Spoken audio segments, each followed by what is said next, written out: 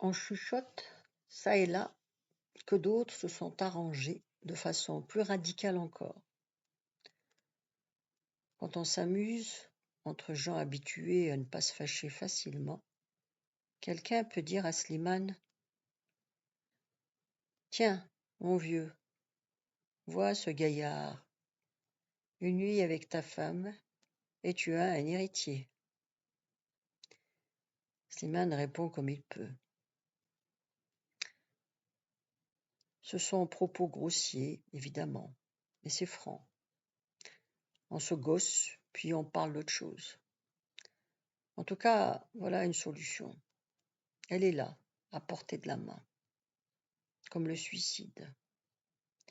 On peut s'offrir un fils, comme on peut se donner la mort.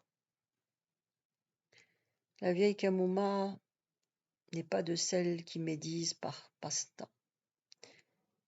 Et Masmina non plus. Alors elles se devinent toujours. Elles se connaissent entièrement et sont indulgentes l'une pour l'autre depuis qu'elles aiment à se retrouver et à radoter. Ce sont des amies, si l'on peut dire. Lorsque madame les voit accroupies au soleil sur la pierre plate, devant le seuil, barrant le passage de leurs jambes brunes, celles de Kamuma sèches comme deux bûches de chêne, celles de Smina lourdes et enflées aux chevilles, elle songe parfois à la bonne maman Garette, radotant elle aussi, devant son comptoir, avec quelques clients un peu gris, et par cela même complaisants et doux. Elle sait que l'image n'est pas la même, mais l'impression d'insignifiance est identique. Madame s'occupe de son ménage et les laisse parler, bien que si elle s'y intéressait, elle comprendrait le sens de leur conversation. Parfois elle sort dans la petite courette pour prendre du bois ou pour vider un ustensile. Elle enjambe sans façon l'obstacle, à l'aller et au retour, saisit un mot, une phrase, constate qu'elle a vraiment autre chose à faire que d'écouter. Elles en ont à se dire, les vieilles, elles sont toutes deux préoccupées. L'une a sa fille, l'autre son fils. Il en sera selon la volonté de Dieu qu'un moment. Ma fille est simple et honnête. Tu me connais assez, elle me ressemble. Nous n'avons à attendre que de celui qui voit les cœurs. Oui, il y en a qui peuvent. Nous les éprouvons bien, mais au fond, y perdraient-ils grand-chose ?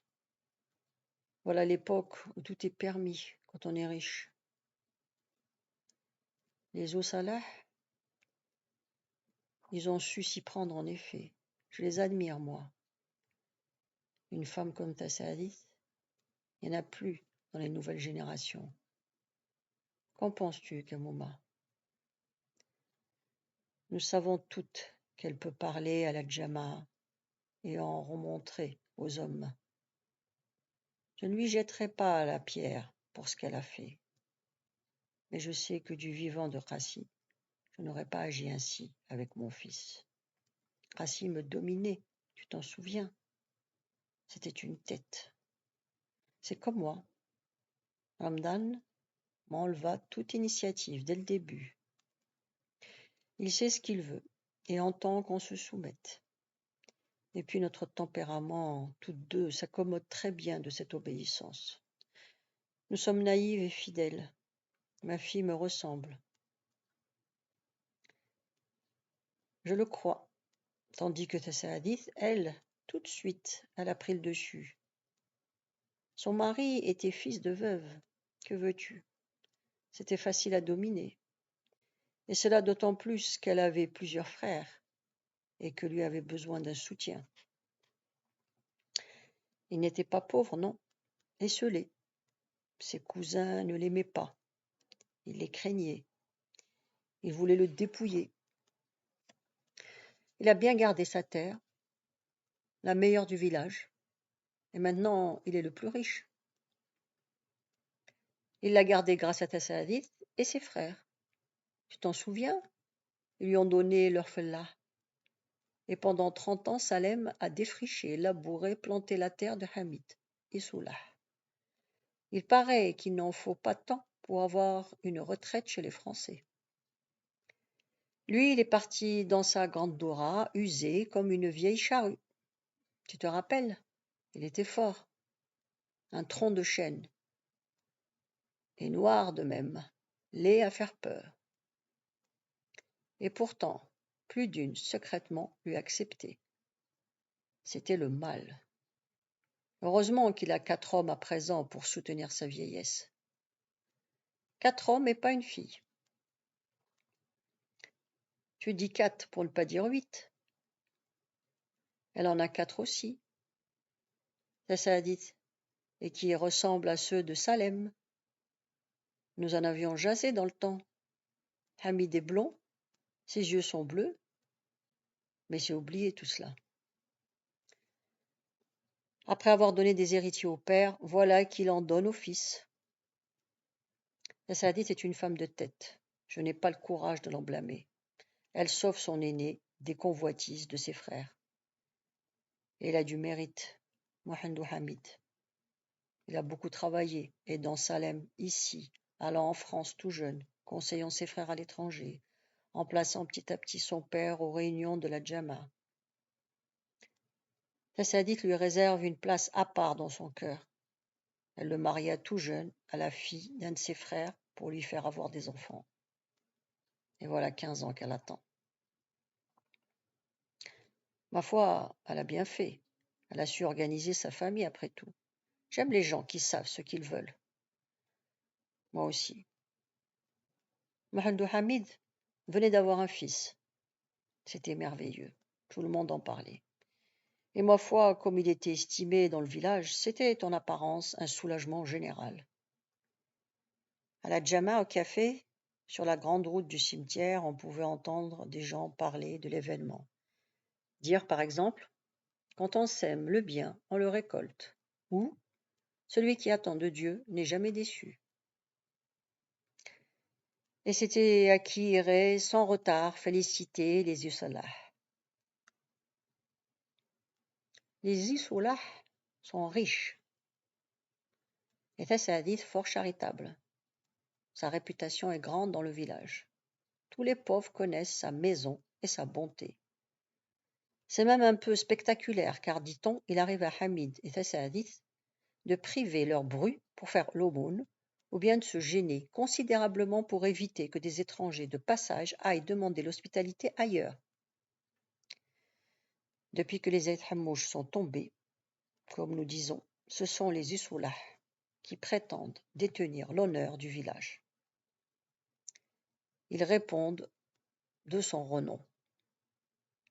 À Erenzman, disent-ils, nul voyageur ne doit passer la nuit dehors et sans manger.